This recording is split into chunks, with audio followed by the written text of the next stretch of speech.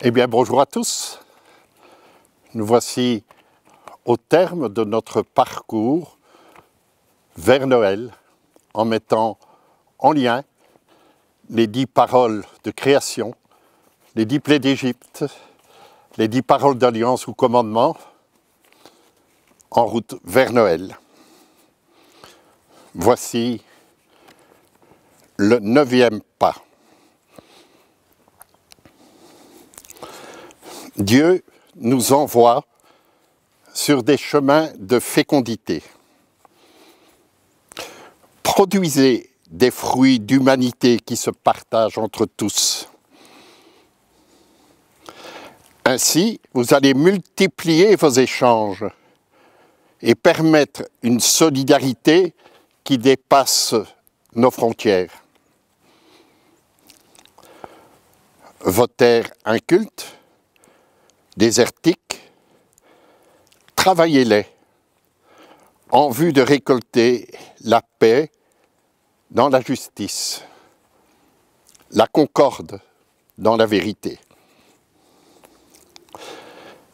Explorez vos poissons émotions, vos oiseaux valeurs, vos animaux comportements, avec au cœur une excellence d'amour, confiant, vigilant, vivifiant. Si nous n'ouvrons pas la cage de notre âme, les ténèbres épaisses tomberont sur toute l'humanité. Tout s'immobilisera. Personne ne reconnaîtra personne. Personne ne verra où il va. 3 jours durant, l'Égypte vit ce chaos opaque. Pharaon finit par dire « Partez, mais laissez-nous vos troupeaux. » Il n'en est pas question, répond Moïse.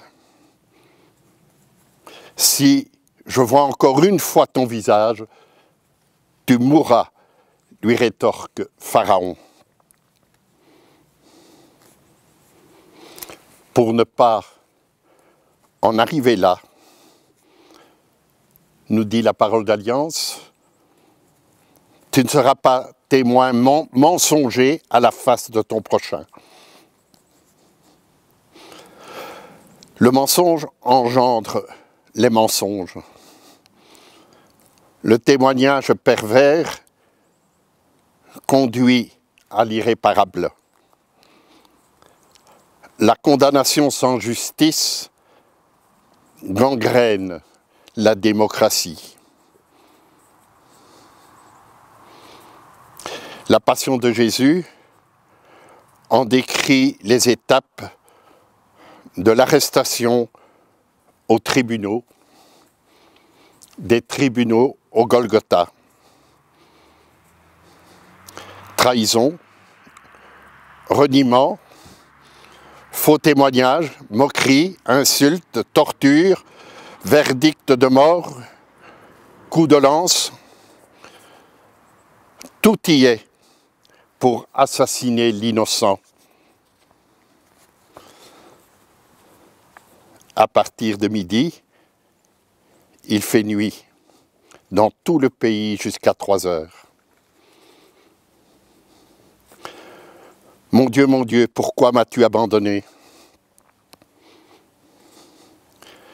Jésus, criant à voix forte, rendit l'esprit.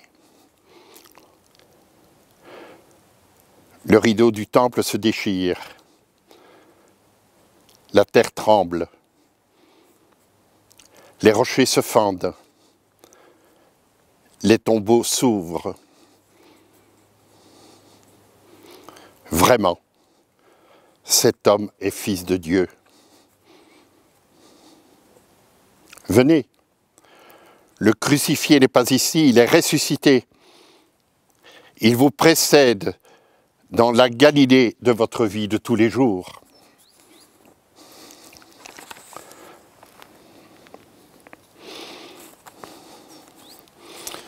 10e pas.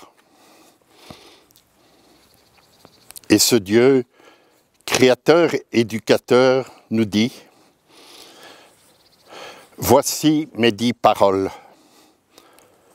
Je vous les donne en nourriture. Mangez-les. Devenez pain et vin pour le salut du monde. » C'est de cette façon que chaque peuple devient fécond, comme le suggère le pape François dans son encyclique Tutti Fratelli.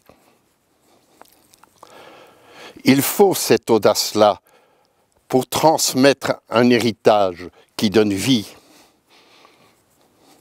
Si cette transmission est dictatoriale, sans éducation, l'enfant, l'aîné selon la tradition biblique, va mourir. S'il est obligé de répéter les erreurs du passé, les fossés se creusent entre les générations. Il faut faire naître un enfant sans contrainte forcée.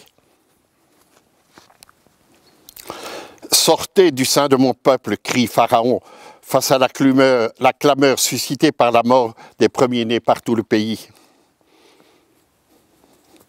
Un peuple nouveau libère les esclaves. Aussi, ne convoite pas la maison de ton prochain, ni ceux et celles qui demeurent chez lui. Convoiter, c'est vouloir que l'autre soit comme je le veux, comme je décide qu'il soit.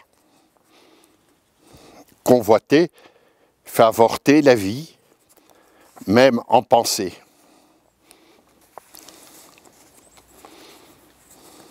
Oui, tu arraches ton peuple au pouvoir qui pèse sur lui. Le bâton qui blesse ses épaules, le fouet qui le frappe, tu les brises. Un enfant est né pour nous. Il reçoit l'autorité d'un roi.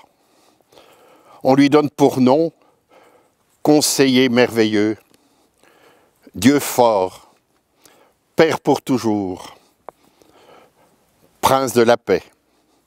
Il fera respecter le droit et la justice. Voilà ce que le Seigneur de l'univers fera grâce à son amour brûlant. Quel itinéraire, qu'il soit nôtre en cette année nouvelle, en ces temps nouveaux. Merci de votre écoute.